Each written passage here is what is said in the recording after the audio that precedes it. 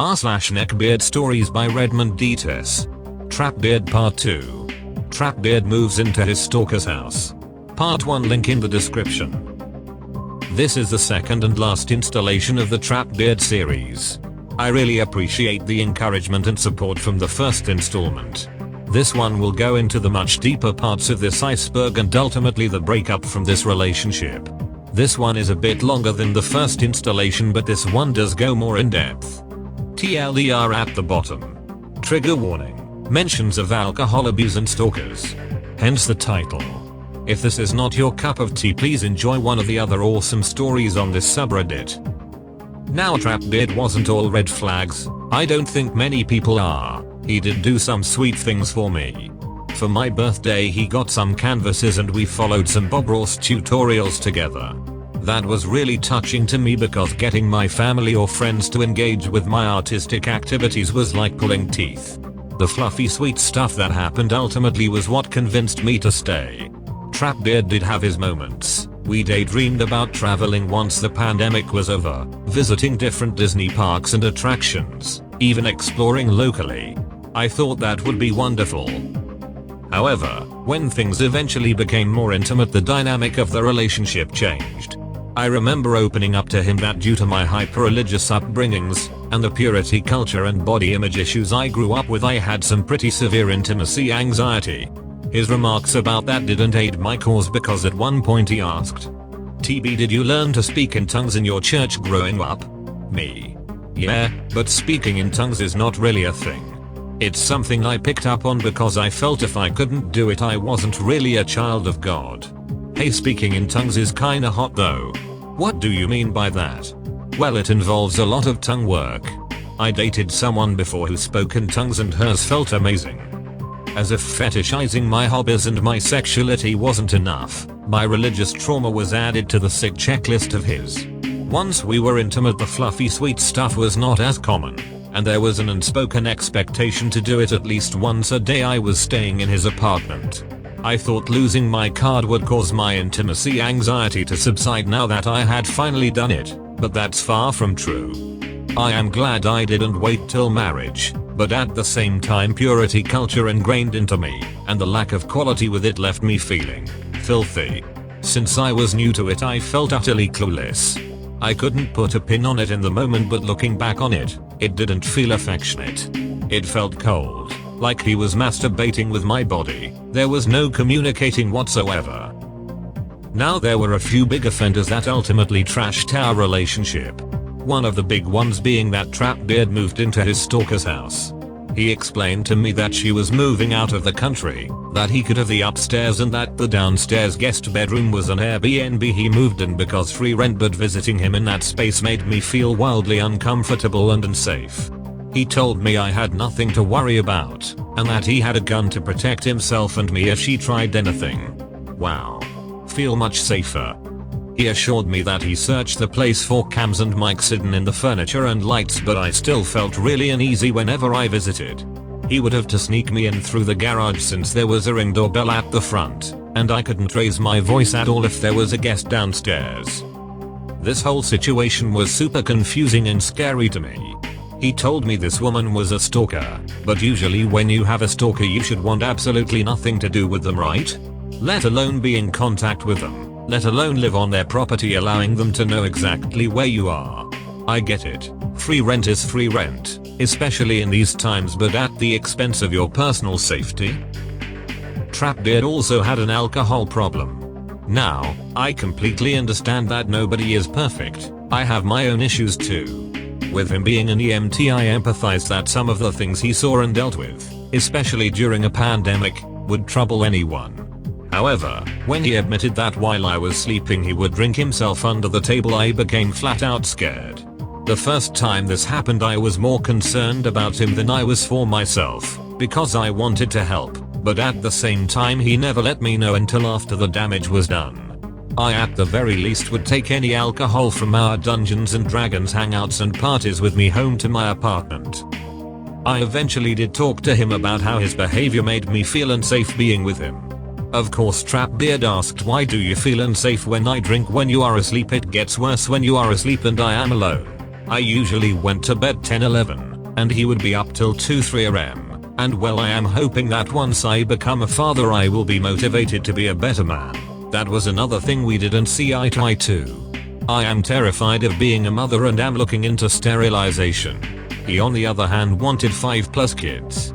He also pushed the idea of being a stay-at-home dad, while I was the breadwinner succeeding in my career. He kinda got off on the idea of me being a dominant role in the relationship. It also made me feel discouraged, like a condition I had to meet in the relationship.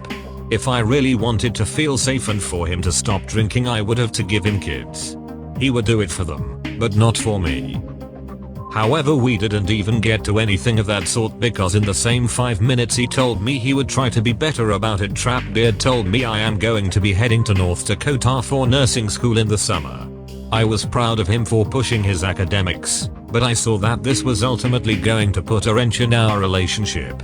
He wanted to stay together up until he left, but I couldn't do that. I saw the end of the line and I felt it best to press on the brakes now rather than wait to rip the band-aid off at the very last minute. We decided that we would use Valentine's Day to bring our relationship to a close and try to keep things platonic till he left. How tragic is that? My first Valentine's Day in a relationship and it's a refined breakup. About a month passed and I just needed time apart. I was invited to a couple Dungeons and Dragons campaigns which I didn't have a problem if he was on the same page.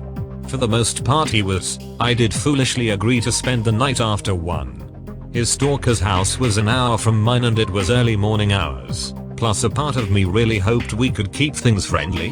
We slept in the same bed, and it was fine for the most part. I appreciated having a friend to cuddle. Then, the morning arrived. I woke up to him with his arms around my waist, his morning wood literally being wedged into my shorts.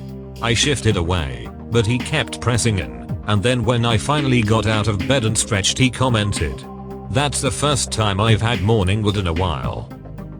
We tried watching movies together that afternoon, and I thought he would have gotten the hint by this point. However, throughout the movie he would cuddle very close to me, and I could feel his eyes practically burning a hole in the side of my face. I just wanted to shrink into the couch cushions and hide in the crevices. None of this felt friendly anymore. Then he rested his head on mine and my stomach dropped. He just stayed there for several minutes, even trying to tilt my head up to look at him with his finger. That's when I knew we couldn't spend time together as friends. Trapbeard was going to keep playing this game up we can be friends, unless until he went to nursing school. My dad picked me up, thank God. The next morning after getting some sleep in my own bed I told him I was done. I did not feel like he really wanted to be just friends, and if he just said that to keep me around and potentially spark things up again before he leaves I could not do that. I didn't block him on social media. I figured at the very least we could chat when he moves, but again, another dumb mistake of mine. I was expecting not to get into another relationship for a while. I was doing a lot of self-reflection, healing as well, because I knew there were things I struggled with in the relationship and I didn't want them to surface in the potential next one. However, in my pursuits to educate myself better I became very close to someone I was chatting with in a different forum. We met in person in May, and I was expecting butterflies, but there wasn't any. Spending time with this new guy brought a sense of peace I hadn't experienced before. I felt, listened to, appreciated, and surprisingly enough, not fetishized because of my hobbies and traits. That was new to me. After a couple more hangouts and more chatting we became a thing. I wasn't really looking for a new relationship so soon, but this was welcome and nice. I thought all was finally right with the world, but then I caught suspicion that I may be wrong. Looking at my activity on TikTok for a couple weeks I noticed that Trapbeard had been liking my videos a lot more frequently than I had seen before. Sometimes even leaving comments.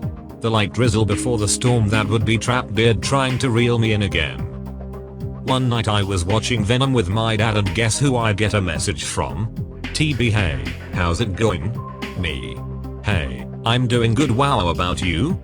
Okay, I guess. I decided not to go to nurse school. It's too far from home. Plus the financial and school part of it would not be good for my mental health and my drinking. Well, that's good. I am glad you made a choice considering your mental well-being. What have you been up to lately? Just been looking after myself. This kind of gave me hope that maybe he was taking this platonic thing seriously. We reflected on the things that went wrong. I admitted I wasn't good at communicating in relationships. Get this, he admitted to me he had a reputation of cheating in his past relationships. My dad gave me his 2 cents and I didn't quite like it. He said that he was probably reaching out to try and spark things again. He even had a pretty dark theory that he probably wasn't going to nurse school at all. He literally dropped that information right after I tried to confront him about his drinking making me feel unsafe, and maybe he said that as a way to avoid the conversation. I didn't humor the latter that much, but this did seem out of the blue. Next morning kind of confirmed both our suspicions with another message. TB, how's it going, my green-haired hottie? Me. Okay. I am going to make a guess here that the reason you have been reaching out to me the past couple days is because you are not going to nursing school and want to get back together again. If I'm gonna be honest, yeah. Okay. Then let me be honest with you. I have started seeing somebody else, and things are going pretty well. Oh, okay. I thought that was it. I thought the hint was as clear as it was gonna get, and yeah, chatting was pretty simple for a couple days following. Then it started back up again, and I was finally exhausted by his hoovering. TB, hey cutie, can I ask you a question? Me, I guess. Did you stop loving me? Trapbeard, what kind of a question is that? I did love you, but you have routinely put me in positions where I have felt extremely uncomfortable. I truly thought you cared about me enough that you would want to have me around as a friend, but you never put any effort into making that work. You made it clear that the only reason you would want me around is to be your girlfriend and that you would never see me as anything else. And that really effing hurts. Plus, if you had moved on into another relationship, I would never keep poking and prodding at you with questions like this. You clearly do not respect me as an individual and I am done. I then proceeded to block him on social media. Finally. I pushed it off way too late. Haven't heard from him since, thank God.